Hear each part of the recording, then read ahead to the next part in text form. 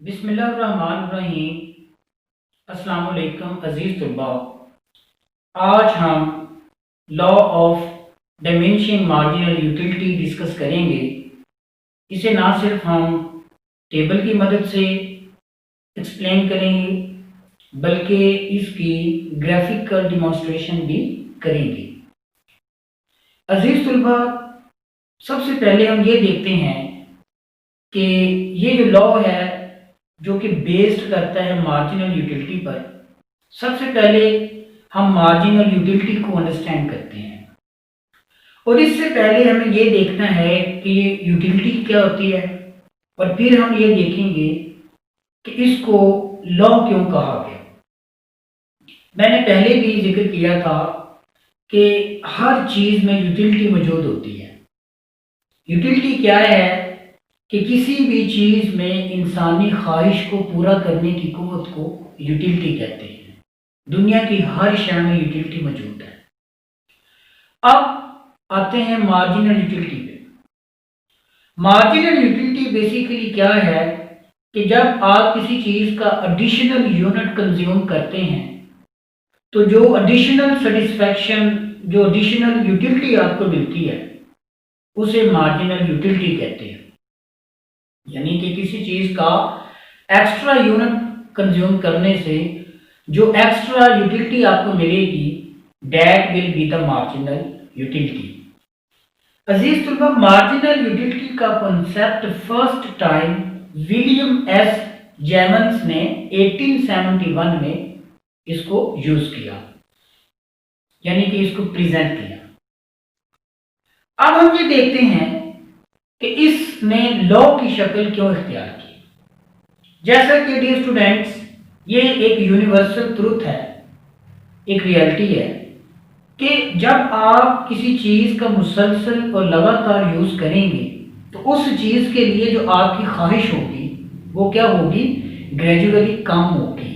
तो चूंकि ये एक यूनिवर्सल ट्रुथ है, सो दैट्स वाई इसको एक लॉ का नेम दे दिया गया है। सो इस तरह से ये जो है लॉ ऑफ डायमेंशिंग मार्जिनल यूटिलिटी है। डायमेंशिंग इस वजह से कि जैसे जैसे एक पर्सन किसी चीज़ को कंज्यूम करता है तो वैसे वैसे उसकी जो मार्जिनल यूटिलिटी है वो कम होती चली जाती है, डिमिनिश होती चली जाती है। तो इस वजह से इसको नेम दिया गया है लॉ ऑफ डायमेंशिंग मार्जिनल यूटिलिटी, जैसा कि आप देख भी रहे हैं। और इस तरह पेपर में क्वेश्चन आपको आएगा, बहुत इंपॉर्टेंट क्वेश्चन है, 20 मार्क्स का ये क्वेश्चन पूछा जाता है। State and explain the law of diminishing marginal utility with the help of schedule, table and diagram. तो आइए डियर स्टूडेंट्स, अब हम बाकायदा तौर पर इस क्वेश्चन को स्टार्ट करते हैं। तो सबसे पहले आपने इंट्रोडक्शन की हेडिंग देनी है। इसका सिंपल इंट्रोडक्शन ये है कि मिस्टर एच गोसन, जो कि जर्मन इकोनॉमिस्ट थे, उन्होंने 1854 में फर्स्ट टाइम इस लॉ को प्रेजेंट किया।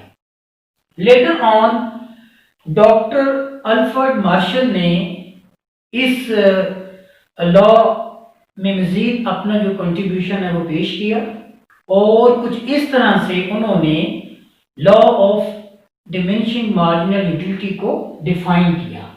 ये जो डेफिनेशन है ये डॉक्टर अल्फ्रेड मार्शल ने इसको, ये उनकी डेफिनेशन है।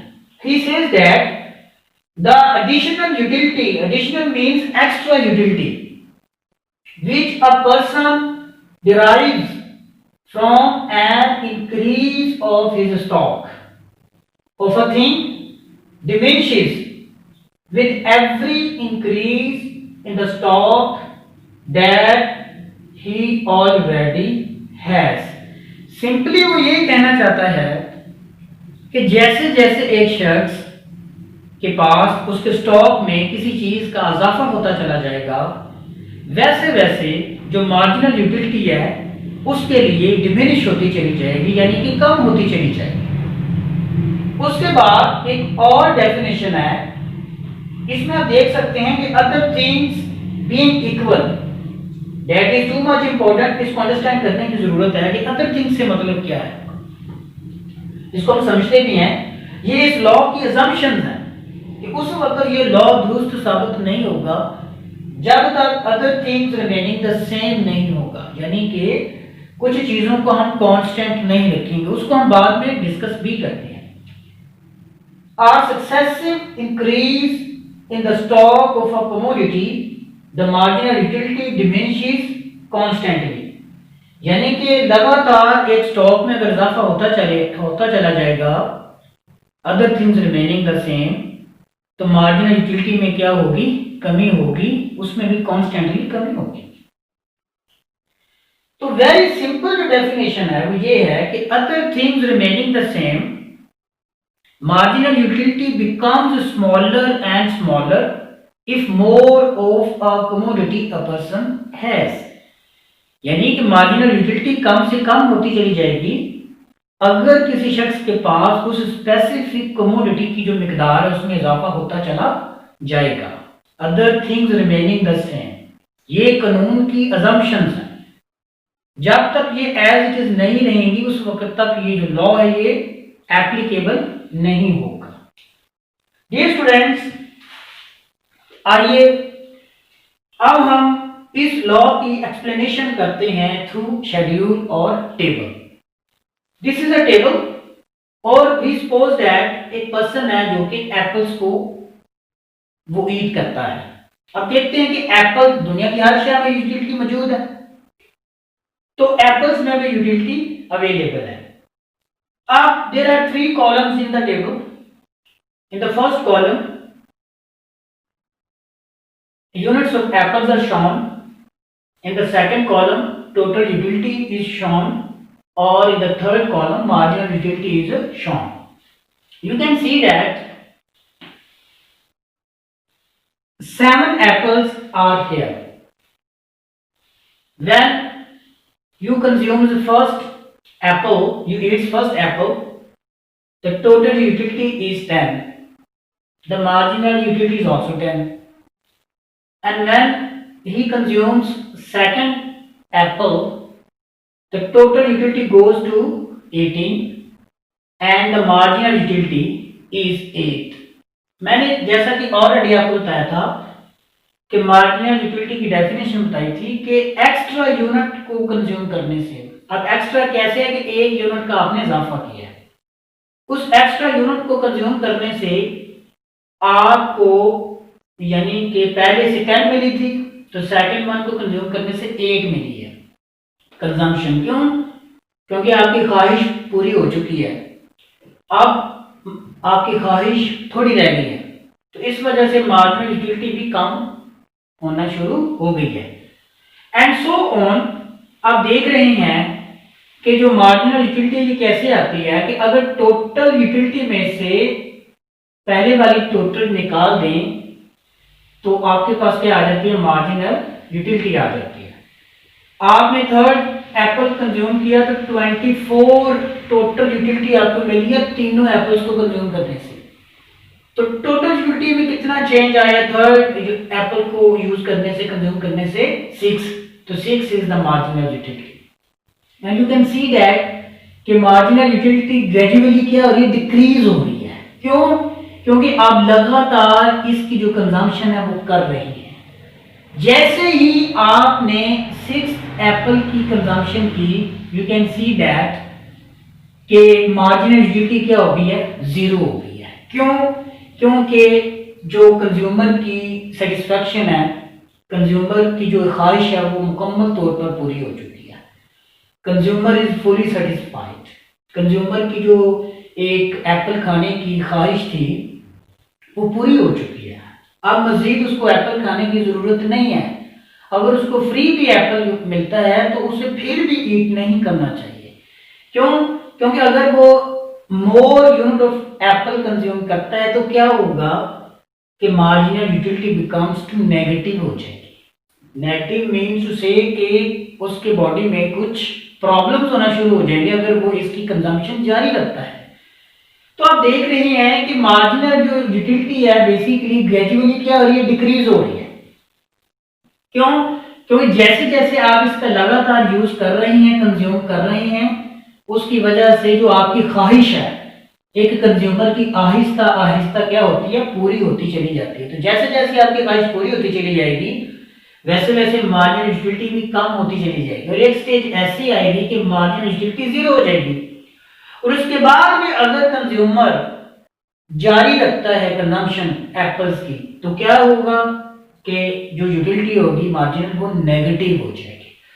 तो चूंकि जो लॉ है वो टोटली बेस्ड कर रहा है किसके ऊपर, मार्जिनल यूटिलिटी के डिमिनिश होने पर, लिहाजा इसी जो एक यही जो इंफॉर्मेशन है इसी की बेस पे हमने क्या करना है, इसकी ग्राफिकल डेमोन्स्ट्रेशन करनी है। तो डियर स्टूडेंट्स, ये जो ओवरऑल ये इसकी इंफॉर्मेशन है किसकी, सॉरी इसकी एक्सप्लेनेशन है इस टेबल की। तो सिंपली आप देख रहे हैं कि first apple gives 10 units of utility to consumer, when he gets 2 apples total utility goes to 18, thus he gets 8 utils of marginal utility. Similarly, when he eats third apple, marginal utility is 6. Marginal utility, dear students, is 0 as he consumes 6th apple. It means consumer is fully satisfied. In the above table, 7th apple has negative utility, that is disutility.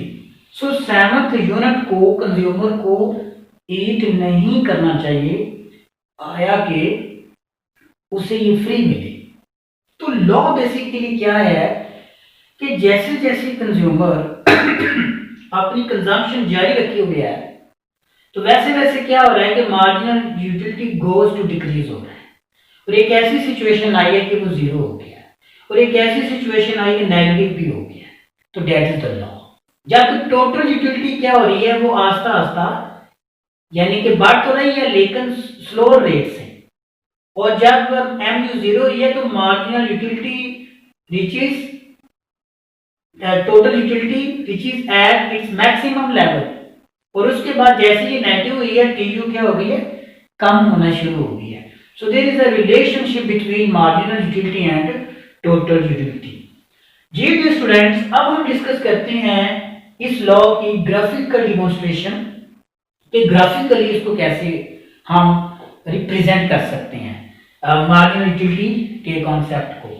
तो क्या करना है कि you need to यानी कि axis, एक हमारे पास है ओ एक्स एक्सिस और एक है हमारे पास ओ वाई एक्सिस, यानी कि ओ एक्स एक्सिस पे हम क्या प्लॉट करेंगे, एप्पल्स के यूनिट्स, जबकि ओ वाई एक्सिस पे हम प्लॉट करेंगे मार्जिनल यूटिलिटी। और चूंकि मार्जिनल यूटिलिटी नेगेटिव है इस वजह से ये जीरो से नीचे भी जाएगा नेगेटिव को शो करने के लिए।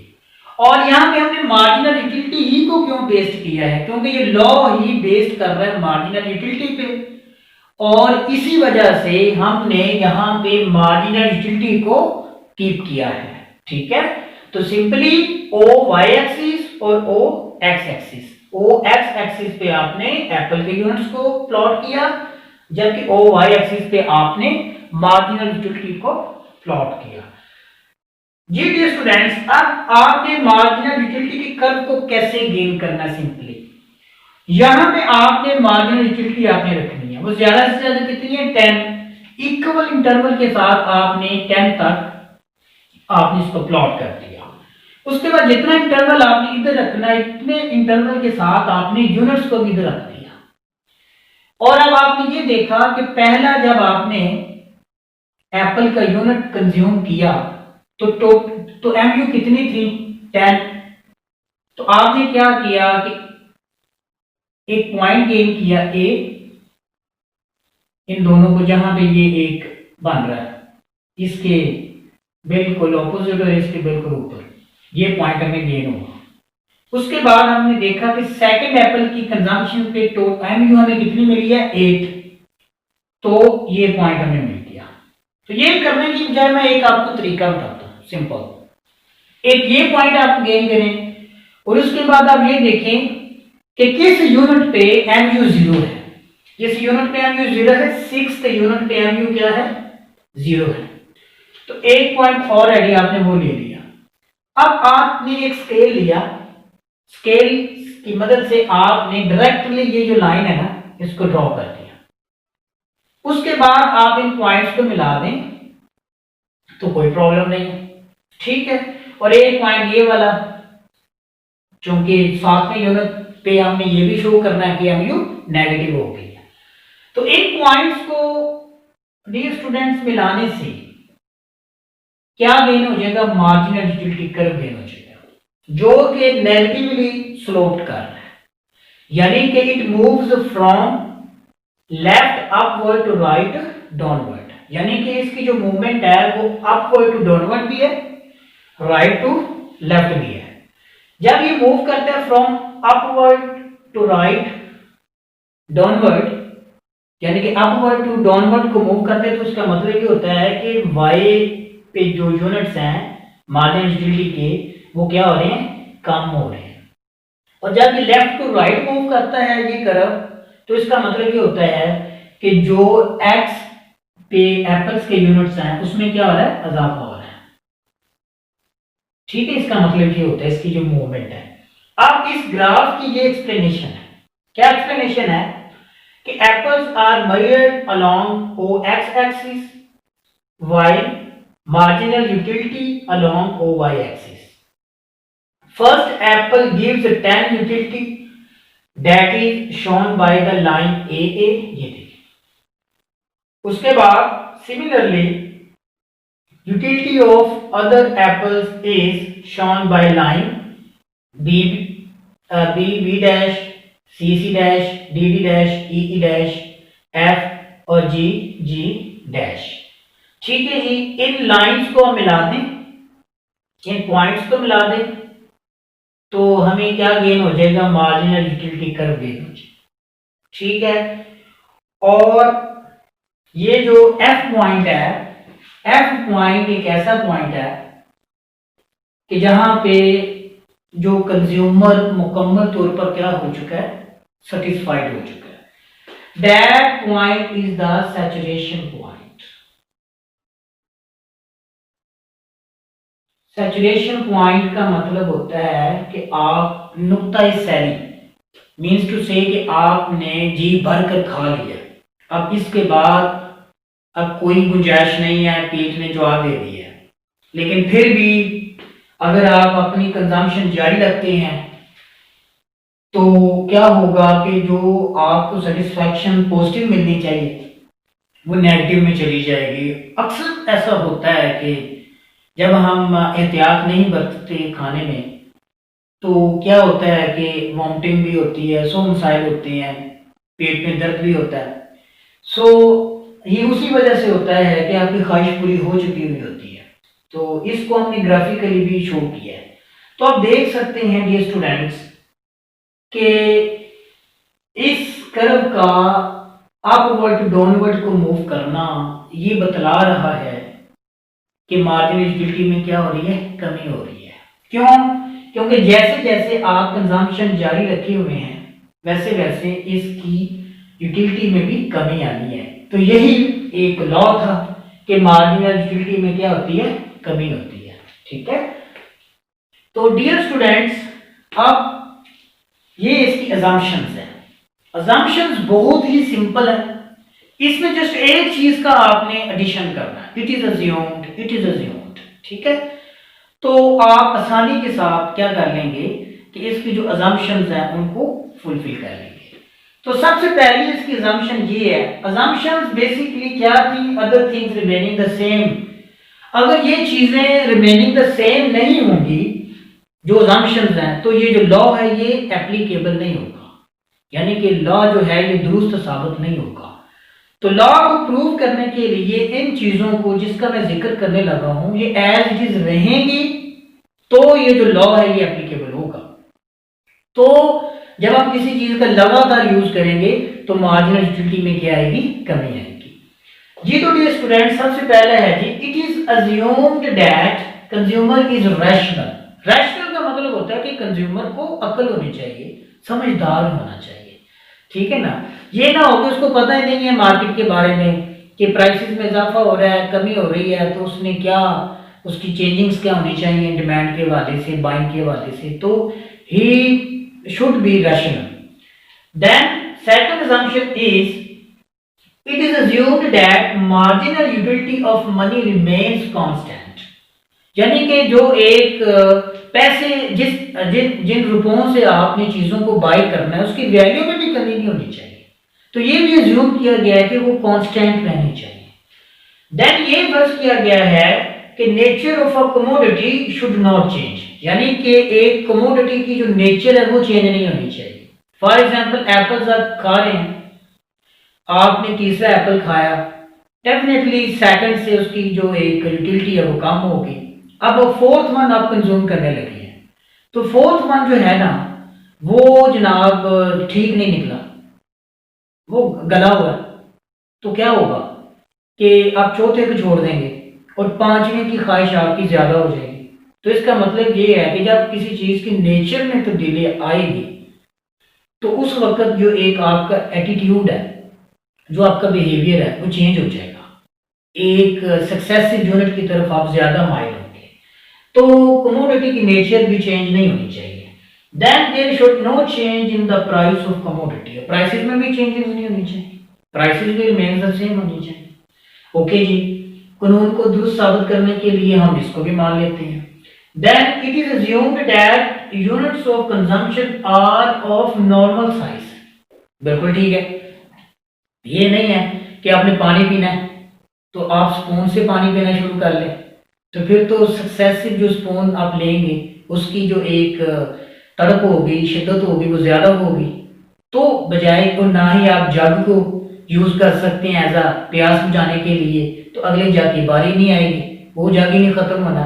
तो डेफिनेटली एक रीजनेबल जो यूनिट है वो क्या है कि आप ग्लास यूज करें, ठीक है ना। तो इस तरह से आपने कंजम्पशन के टाइम पे जो नॉर्मल साइज है किसी चीज की कंजम्पशन का वो आपने प्रॉपर यूज करना है, फिर ये लॉ जो है वो एप्लीकेबल होगा।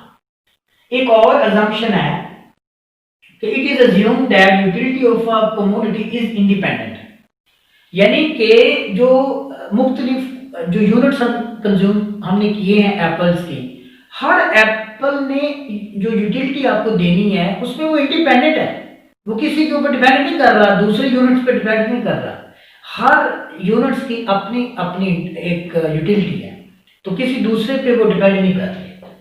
Then it is assumed that there is no change in customs, fashions and tastes of a consumer। ये तो बहुत अहम बात है कि जब आप किसी चीज का यूज कर रहे हैं, किसी चीज को खा रहे हैं, तो उसका ना तो टेस्ट चेंज होना चाहिए, ना उसकी जो एक कस्टम्स या फैशन है वो चेंज होने चाहिए। टेस्ट से मतलब ये है कि वहां पे कोई और चीज ही ना आपके सामने आ जाए, वहां पे बनाना आ गए हैं या कोई और चीज आ गई है तो आप उसको छोड़ के उसकी तरफ चले जाएंगे।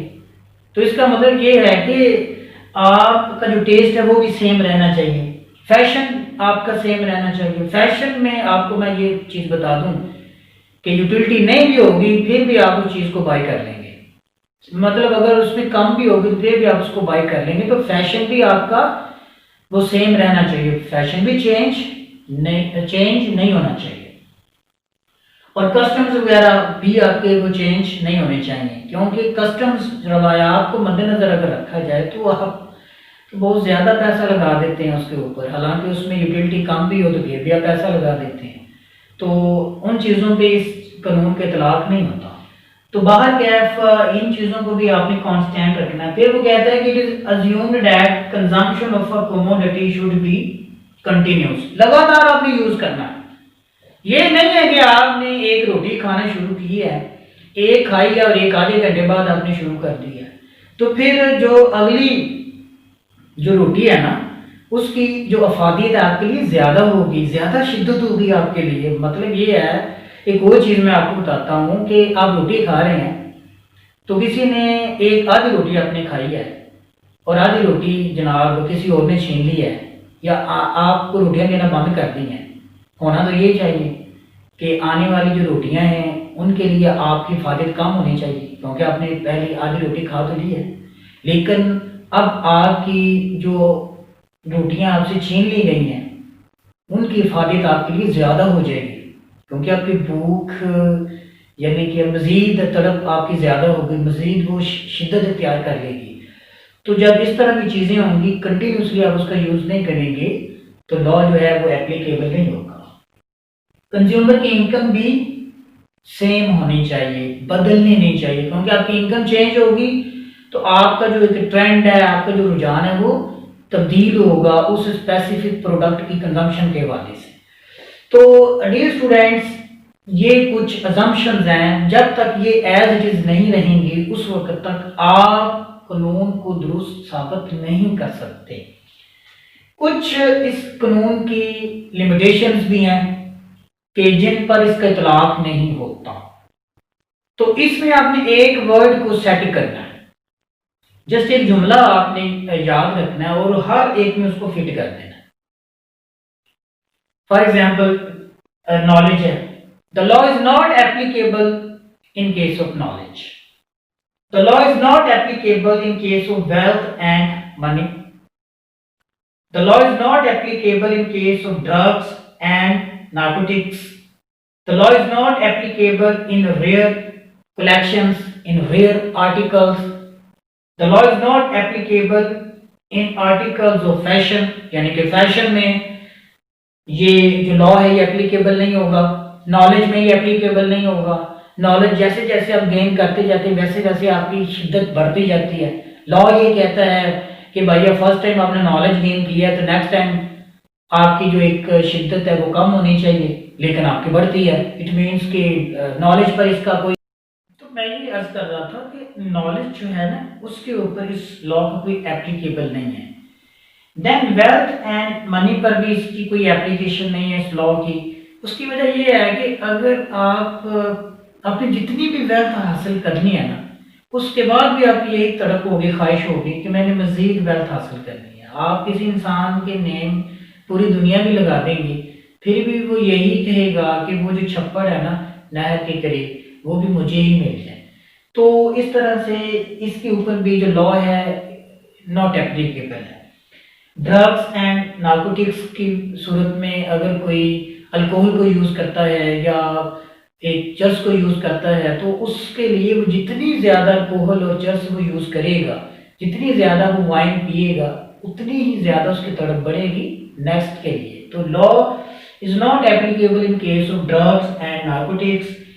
रेयर कलेक्शंस पर भी आप इस लॉ को एप्लीकेबल नहीं करवा सकते। तो इट मीन्स कि रेयर कलेक्शंस में क्या है कि जैसे जैसे नवादरात आप इकट्ठी करते जाएंगे वैसे वैसे आपकी जो ख्वाहिशात हैं वो बढ़ती जाएंगी, मजीद जो नवादरात हैं वो आप हासिल करेंगे इनके लिए।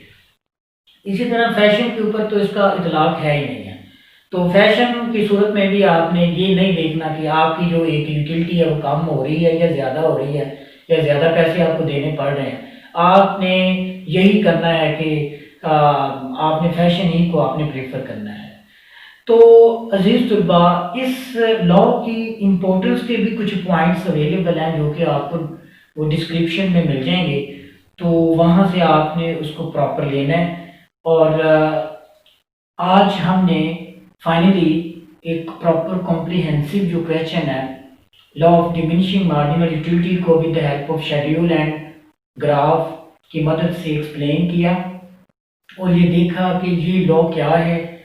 तो अजीज़ तुलबा, आपसे गुजारिश है कि आप हमें मज़ीद सपोर्ट करते रहें और चैनल को ज़रूर सब्सक्राइब करें।